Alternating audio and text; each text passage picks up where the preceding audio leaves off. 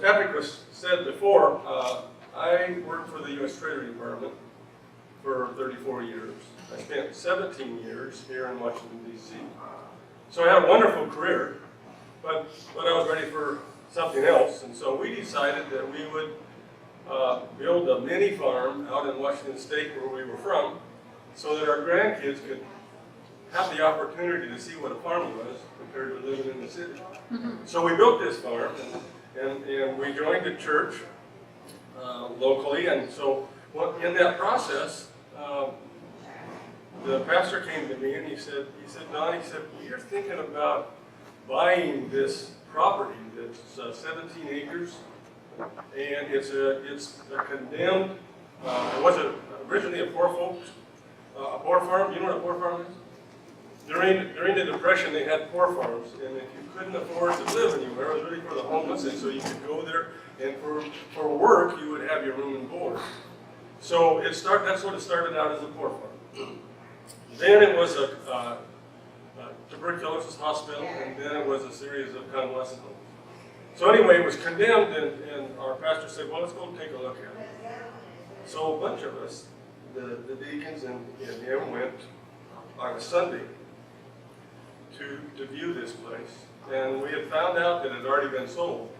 And so when he shared that with me, I said, well, there's no reason to go if it's already been sold. I guess God answered that and just closed the door. Well, he wouldn't settle for that, so we went anyhow. And as we went, we had several pastors there and several deacons there, and so they went through the building, and there was another individual that was interested in buying this place, and so he and I took a separate walk. Because he was in banking through some of the interesting years that I was in banking, and it just was a common bond. And so as we were walking down this road, he said to me, he says, Don, are you going to be part of this? I said, I don't have any idea. He said, well, let me make this clear. He said, if you're not, those preachers don't get this property. And I go, whoa, don't you put that one on me. Now the reason why he said that was because of my experience in banking, and because I had started with the Treasury Department more than one department. And so because of that, he thought I was qualified. Whether that was true or not, another story. But anyway, he laid that on me and says, I just told him, you can't lay that one on me. I said, but God will let us know. And so a couple weeks later, they wanted to meet at a restaurant. And when we were talking in the restaurant, they said, okay, it's time to quit talking. I'll give you 24 hours to come up with $20,000. It's got to be in the bank by 6 o'clock. Now, I don't know if you ever tried that, for whatever organization, all right? I don't know if you ever tried that, but that seemed kind of like an impossible task. So my pastor, he lived in Eastern Washington, so he went to Eastern Washington, and he called me back the next morning, and he said, Don, how much money you got? I said, I don't have any money. I said, how much you got? He said, oh, well, I got the same. Well, we're not getting too far. I said, well, we better get busy. And so I went from our house down I-5, and God put individuals on my heart. And when He put individuals on my heart, I shared the story, and lo and behold, they gave me money. So by 12:30, I had collected $5,500. And so I called Chris up and said, how much money you got? He said, I don't have any. He said, how much you got? I said, $5,500. So we kept pursuing until 5:45. 5:45, he calls me up and says, how much you got? I said, $5,500. How much you got? He said, the same. I said, well, I better call Mark up and I better tell him that the deal's off. We're not going to have it in the bank, and we certainly don't have the money. And so I called Mark up about, 5 minutes to 6. I said, Mark, the deal's off. You gave us the challenge. We couldn't meet the challenge. And Mark said, I didn't tell him how much we were short. I just said, couldn't make it. He said, Don, I will give you until 6:30. And I said, well, what in the world for would you give me till 6:30 when, what's a half hour? He said, I don't care. I will give you till 6:30 anyhow. 28 minutes after 6. Got all the money, plus $2,000 to spare. Now that's a God story. God provided that. And so then all of a sudden we said, well, maybe God wants us to do something here. Now we got this condemned building, 17 acres, 24,000 square feet. All right, and it's a disaster zone. All right, so Gwen and I were going to a national convention in Nashville. So we got this convention. And anyway, we went to this convention, and she was, at the time, she was president of WMU in the Northwest. And I was attending a WMU conference. And a lady gets up. And she gave her testimony, and I hope I never forget this. She said, I'm from the next door. He said, many of you do not know what the next door is, but the First Baptist in Nashville has a place called the next door, and they call it the next door because the very next place you come out of jail or out of any kind of situation will make a difference in your life. So I'm from the next door. And she said, let me tell you about that experience. She said, I was in jail. And while I was in jail, I heard about this next door, and so I decided that when I got out of jail, I would go immediately to the next door. So she gets released on a Friday night. Now that's not a good night for anybody to get. A weekend is not a good time if you're having trouble. All right, well, she gets out of Friday night, she runs over to the next door, and there's no room at the inn. Now I've had that experience. I can tell you that later, but I've had that experience when we didn't have it developed enough that we had to turn people away, and that hurts. And she had no room, and then she said she got on her knees and she asked God to protect her for the whole weekend because she knew what she was going to do on Monday morning. So on Monday morning, she went into the courthouse and she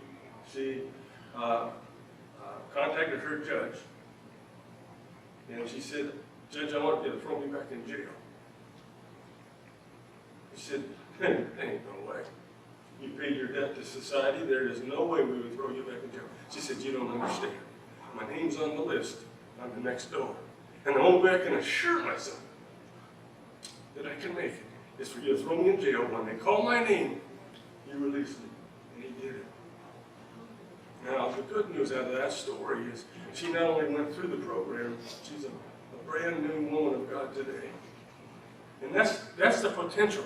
So Gwen and I are flying back from Nashville, and when I looked at Gwen, I said, I think God wants to minister to women and children. And we didn't know what we were going to do with this building at the time. And she said, I think so.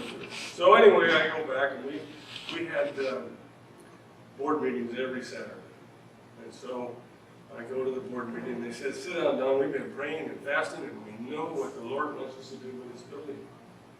And he said, we've been looking at James 12:127, that pure and undefiled religion is to what?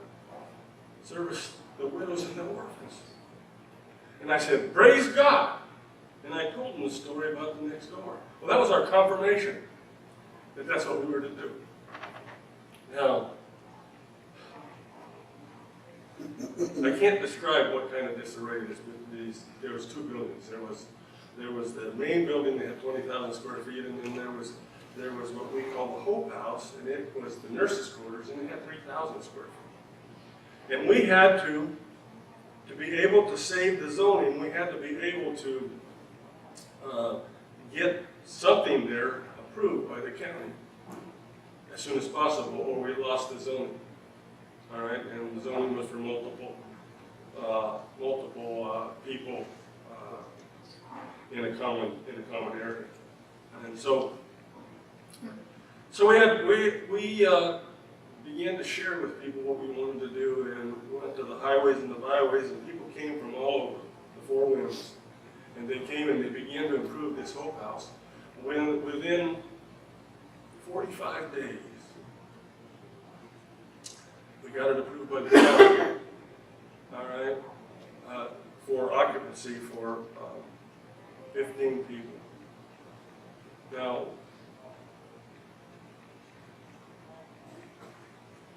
that's also a God-sized story, because we couldn't have orchestrated that. No matter how we tried and how we tried to organize work groups, we could have not made that possible in 45 days, but we did, because people came and they wanted to make a difference, and they did.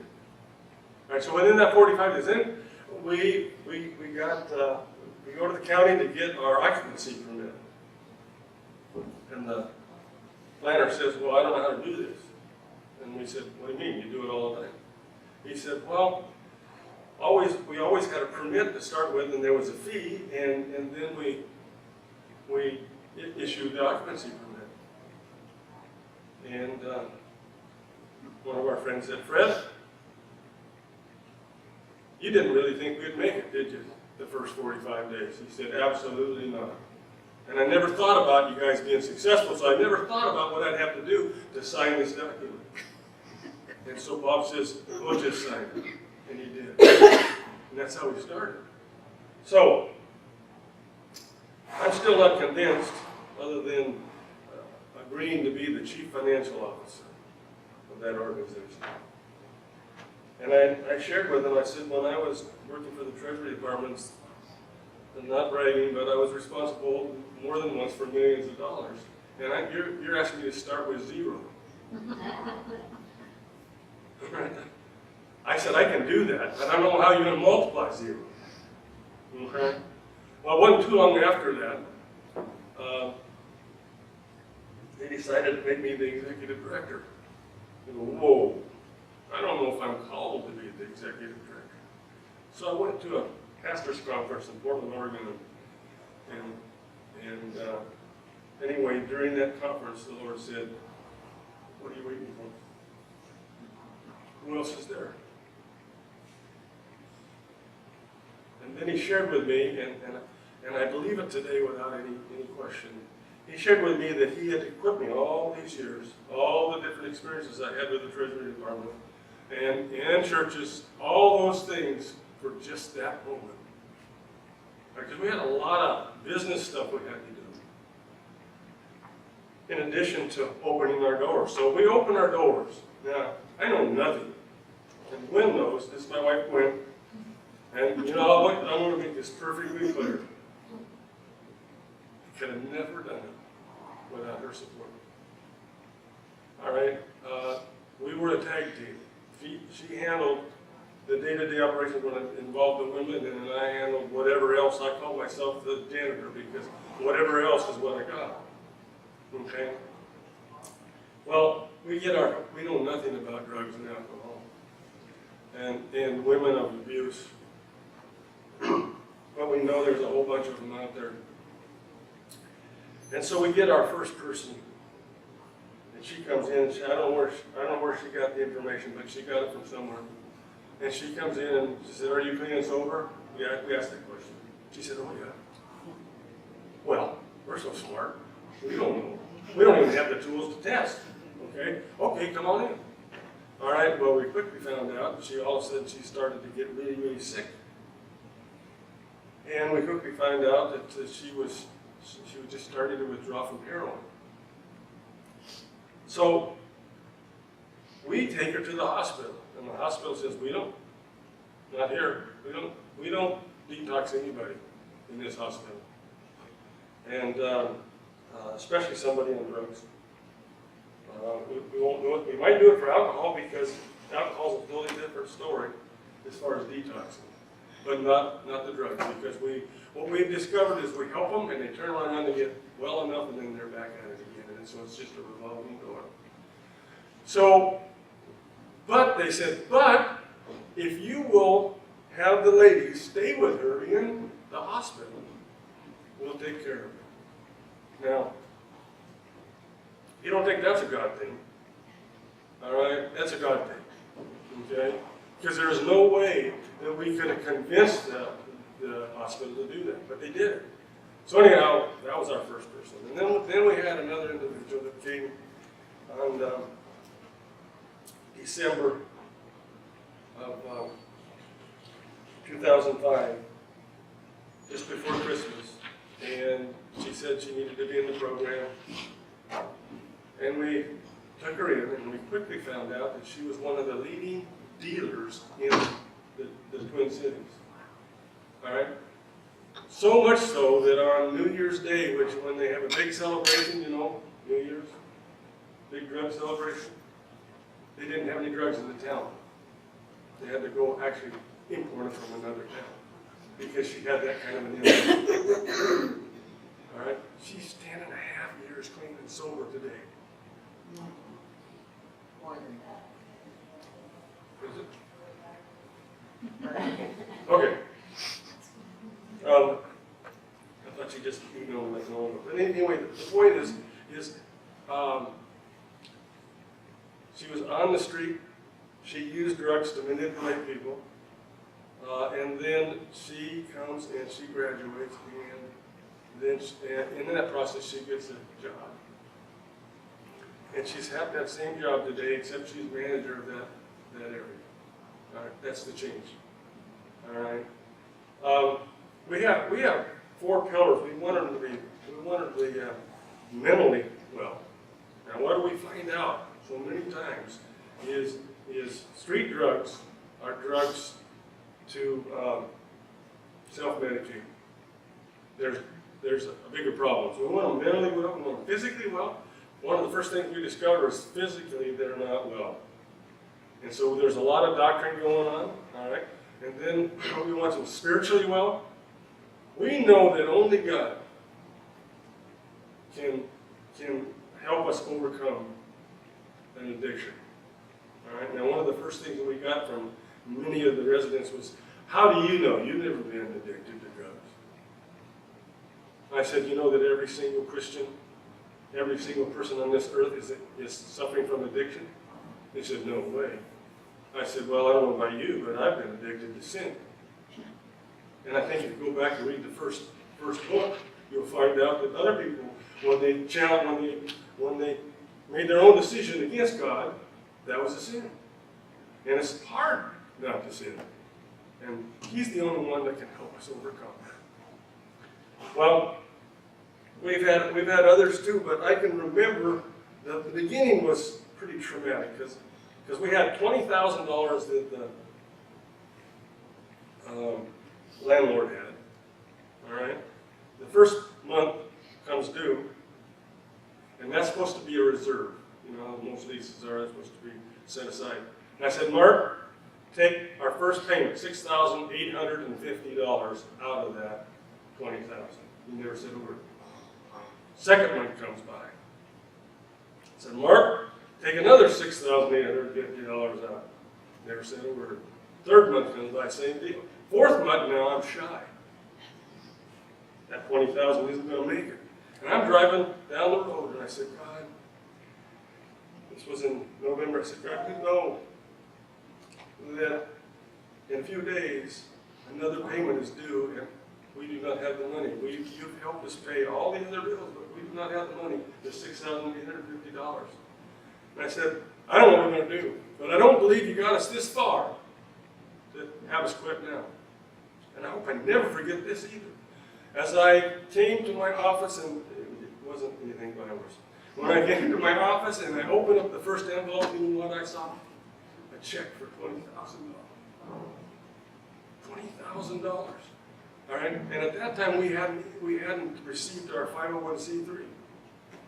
All right, so this is a person that was willing to help without worrying about some tax advantage. Wow, what a person, what a family. Okay, so I call him up. I say, "Dr. Dave," I said, "I can't believe you did this, but thank you so much. How did you know that we needed it?" And he says, "Don," he said, "how much more do you need?" I said, "None." He goes, "What do you mean?" He said, "I know what all needs to be done there." I said, "I know you do, but I don't need any right now. You have answered our prayers." Okay? I said, "But there may be a time when I may have to go. All right? At a future date." Okay, well, I hope I never forget that, because that was just enough of a catalyst to help us through, and from that point on, Actually, we didn't have any past dues. Everything was paid. Now, every month, we just had just enough to get by. And I know, it isn't doubt in my mind, we all prayed for this big windfall, these different organizations, even our convention to come in and just bail us out, but it didn't happen. And I'm convinced it didn't happen because God wanted us dependent on Him. And He wanted us to see that He can do God-sized miracles. We can just do a collection of men and women together and do little things, but God can do big things. So then there came the challenge of our 501c3. And Doug actually helped. He and I prepared the original document. We took it to CPA, who's supposed to be an expert at it, and all he did was take our file and see that he was intermediary and send it to IRS. And that only cost us $500 for that kind of support. Okay? Now you understand, $500 in those days was critical. Okay? Well, I went in to pay, I'll get back to this one. I went in to pay the electric bill. And they had to have a deposit. I walked in there, and she said, based on past usage, your deposit will be $2,000. And I looked her in the eye and I said, I don't have $2,000. She said, well, yes, you can't get any electricity. She said, but she said, well, you could talk to my supervisor. And I said, oh, I'd love to talk to your supervisor. So I went in and sat down, and she looked at her computer thing and she said, yeah, 2,000, it should actually be more than that, based on the electricity used. I said, I don't have $2,000. And she said, well, I'm sorry. And I always like this because then there's always a but. She said, but if you can give me $1,000, I will waive that other $1,000 as long as you are current on your bill. I said, praise God. Okay? And we still have that $1,000 in our account in that electric company. We have never had to pay the other $1,000. That's God. All right? Prior to this, I would have never thought that God could be responsive and answer prayer that quick. But I witnessed it over and over again. So then the 501c3 comes up. And all of a sudden, I get a little antsy. That might be the Treasury Department in me. But I get a little antsy, and so I call up the IRS and I say, I'd like to know the status of our 501c3. And she said, well, let me see if I can find it. She said, I can't locate it here. I said, well, we sent it in. And we sent it in with a receipt, and I have the receipt, so I know you have it. I said, but maybe it's under the expedition process, because we heard that we could expedite it, so then I expedited the process. She said, oh. She said, well, let me look. She said, apparently you didn't qualify.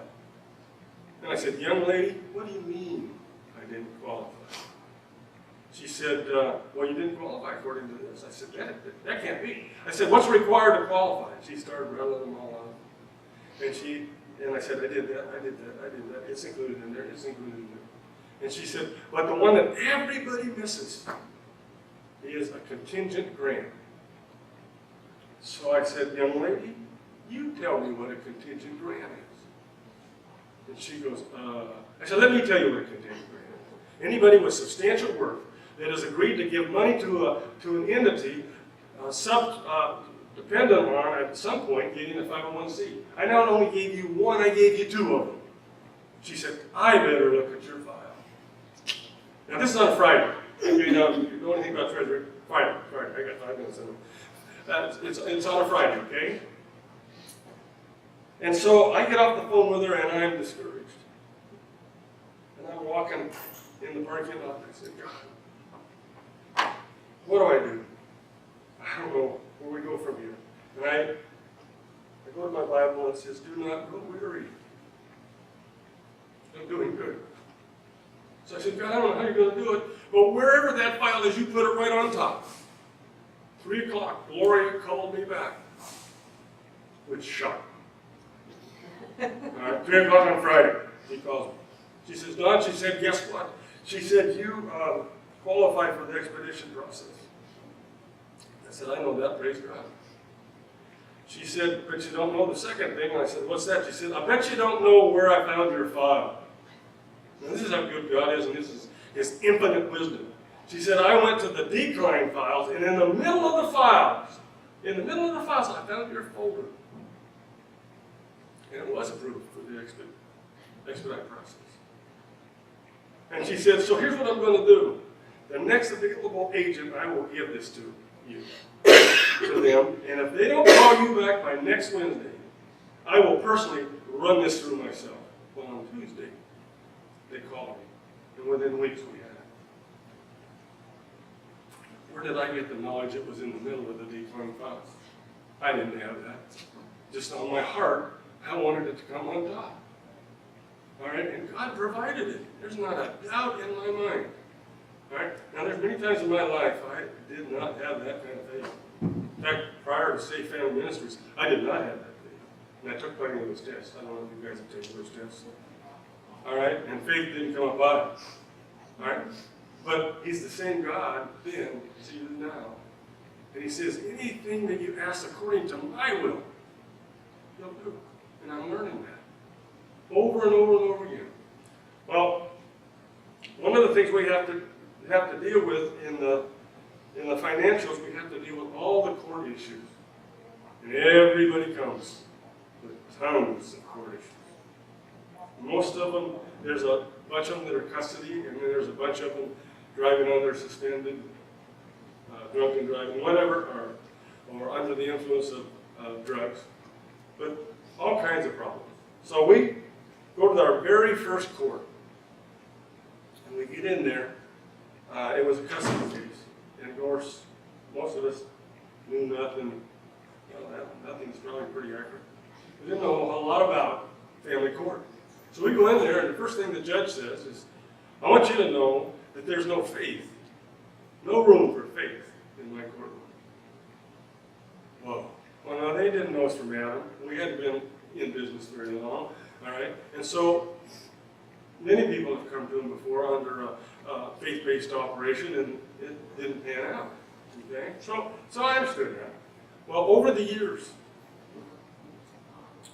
we have gotten, the court has released children to their moms more than any other method for improvement. All right, that's God. That's nobody else. That's God. Okay? And so that same judge now, when she takes somebody in and she counsels them, she recommends that they go to safe. All right? They don't, most of them don't do that. All right? But she's strong. It's totally changed. Well, I'm also a member of the Lewis County Drug Court. I have been for many years. Because that's their way of trying to give people new opportunity. And so they I was kind of their token faith-based organization. Actually, we're the only one, our organization in that environment. Well, God changed many, many people, and we've seen things. I mean, we had one individual that really set the precedent for us. It was in Longview, Washington, and she had several charges, and was to be sentenced to 2.5 years. And so I went in that courtroom, and an individual, prosecuting attorney from Clark County, just got transferred to Longview, and he was a wonderful Christian. And when we went into court, he said to the judge, he said, I have her file, she said. And I've seen more results in 30 days than I've seen in everything that's in this file. So I think you ought to leave her where she's at. All right, now, the question always comes up, are you state certified? The answer is no, we're not. Okay? So, when we come into court, this individual's attorney walks over to the prosecuting attorney and says, hey, you know what? SAFE is not state certified. And he said, I'm fully aware of that. And the guy walked right on back and sat down, never said hardly another word for the rest of the hearing. Well, then the judge says we need to go into her chambers. They came back up and said, so that is your recommendation? And he said, yes. He said, so be it. And so she got to stay at SAFE. And I told this individual, I said, this is probably the absolute worst case that you could choose. And he looked at me and he says, Don, we've got to start somewhere, don't we? I said, yeah, we do. All right, so then I went to our county. She's got another 2.5 years, very similar charge. And I go into that judge. And he says, Judge Hall says, are you telling me that Calhoun County let her off to be at SAFE and a non-certified institution? I said, yeah. He said, are you, you've got perimeters around so they can't get out? Are you a lockdown facility? I said, no. He said, well, I can't believe they made that kind of decision. So I just waited. And then here comes the but. But if it's good enough for Calhoun County, it's good enough for Lewis County. And that's at the precedent. All across the state, in California, and in Oregon, in many, many states. All right, because somebody was willing to take a risk. And then because they also understand that, you know, God, whether they want to admit it or not, God has a higher success rate than any other way. All right, we have graduates.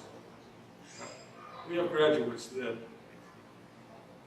have got their GED, got their bachelor's degree, and now have their master's degree. We have more than one. All right.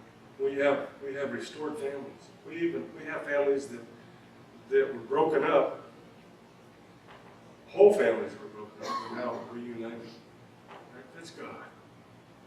He's a great God, and He gave us a God-sized project.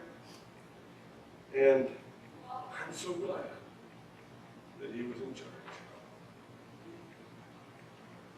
You have any questions?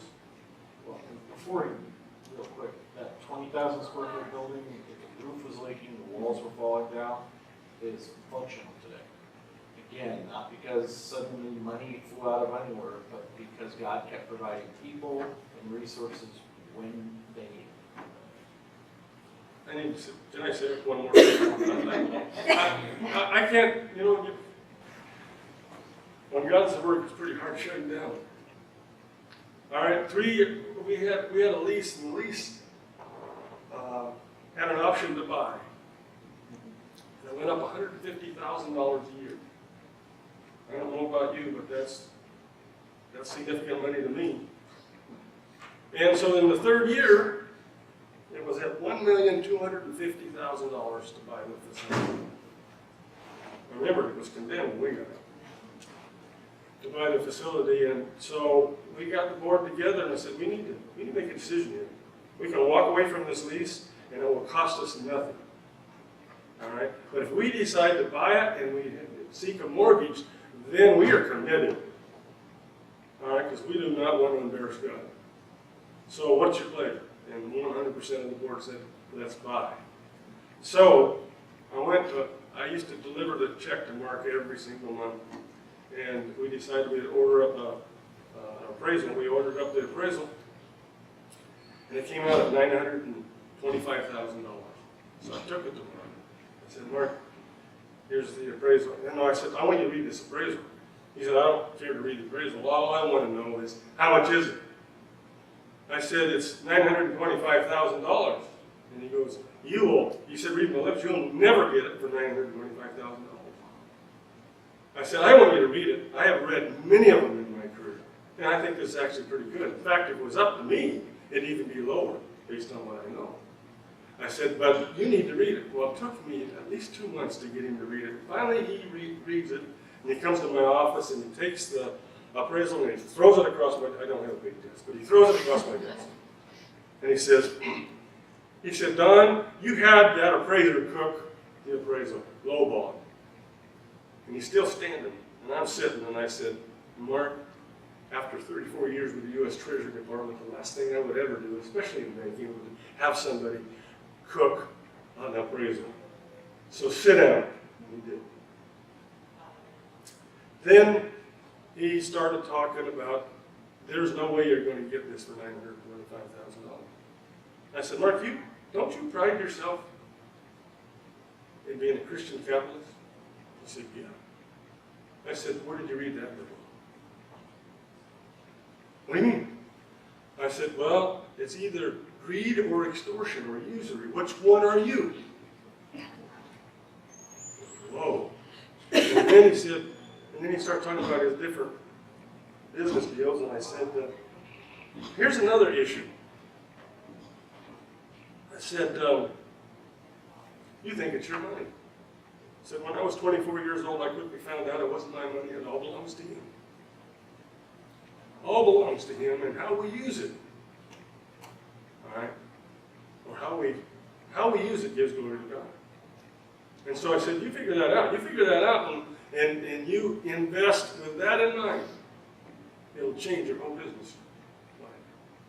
Well, anyway, he grabs a piece of paper, and he starts scribbling on it, threw it across my desk. And he said, there, does that make you happy? And I look at it, and I said, praise God, it's about time. It was $925,000. He signed it, and he dated it. And he says to me, well, aren't you going to sign it? I said, of course I'll sign it. All right, now, the good news and the bad news is that wasn't a legal document because the property wasn't even disclosed. It was just that amount. You'd have to fight in court pretty hard to prove that it was $925,000 went to that appraisal. But anyway, and he said, you got 90 days. Now try this one, guys. You got 90 days to come up with $925,000. Okay, we didn't even have a banker. I tried 2 times before that, and both of them said to me, Don, this is an operation on faith, and we can't bank on faith. I said, I understand that.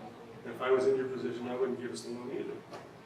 Well, I went to a foundation, all right, Northwest Baptist Foundation, which I was a board member of, and I asked the executive director if they could loan us money. He said, no, you can't do that, Don, because you're not a church. We only loan to churches. I said, okay, Tom, you tell me what a church is. He goes, what do you mean? I said, is it baptisms, professions of faith? All right, is it new beginnings? You tell me what it is. I said, and we're not bragging, but I will tell you that we will compare our numbers with anybody you got in the convention. He said, well, I think you're right. I think you better work up a plan. Well, prior to that was 6 months prior, I didn't have an appraisal. So I didn't know what to even ask for. Okay? Well, I get this appraisal, and now this is February, March 15th is when we have our next board meeting every 6 months. And so March 15th, so I got 1 month to come up with a business plan, all the stuff that has to be presented to that board. And so Tom told me, he said, I think we can loan you $750,000. And so you're going to have to come up with the difference. Well, I go to the board, and they did agree to loan us money, but they loaned us $693,500. So that means we're shy $57,000 in addition to what we have to come up with on our own. And we had planned on a $50,000 cushion so that we could do some of the improvement in that disaster that he was talking about improving.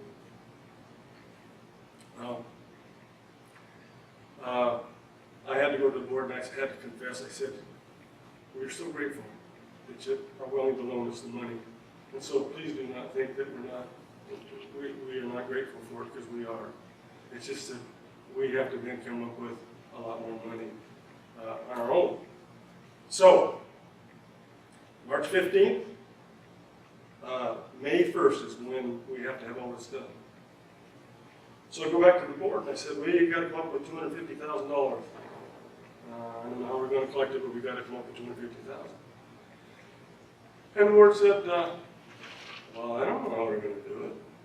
I said, well, we have 3 families that a year ago committed to give us collectively $100,000. So I'm gonna start there. I'm gonna ask them. Now, this was 2008, so you remember 2008? Remember that wonderful year? Well, this is just before the October, okay? But it was that year, and it was already heading.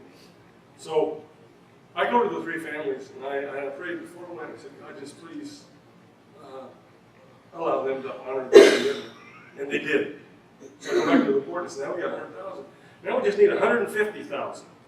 How do you propose we collect 150,000 in less than 45 days?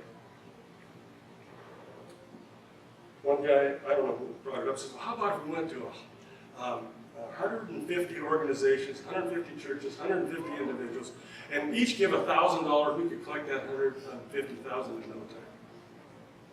Okay? So that's what we did. We had a campaign for that. All right, go to the next board meeting, and we're shy of $93,000. We collected the difference, but we're shy of $93,000 counting closing. And I go to the board and I said, one of the gifts that the foundation gave us, which they never do, they never do, is they never allow you to have a second mortgage. They left that open for us. Okay? And so I think we need to go back to these 3 families and see if they'll owe us $93,000. And Dr. Dave, who was a member of the board by that time, he says, what's the matter, Don? Don't you have any faith? And I looked him right in the eye and I said, I got all the faith in the world, but I don't have the slightest idea how God's going to do it. Do you? And he looks at me and he goes, we better talk to those 3 families. We did, and they provided the $93,000. That $93,000 was paid a long time ago. All right? That's God at work. And so why am I telling you? I'm telling you this is because I believe every church member should be involved in some kind of ministry. You're not going to grow. You're not really going to grow, and you're not going to be challenged unless you're involved in a ministry. Okay? I can say that because 15 years ago, I wasn't a strong proponent of that. Today I am. All right? Because you know who grows the most in a situation like that? Whether we're teaching or whether we're doing ministry, when we learn to become dependent on the Lord and not ourselves, all of a sudden we see that His provision is greater than anything we can ever imagine. Thank you guys for your time. Sorry I took so long. Thank you. That's good. Thank you.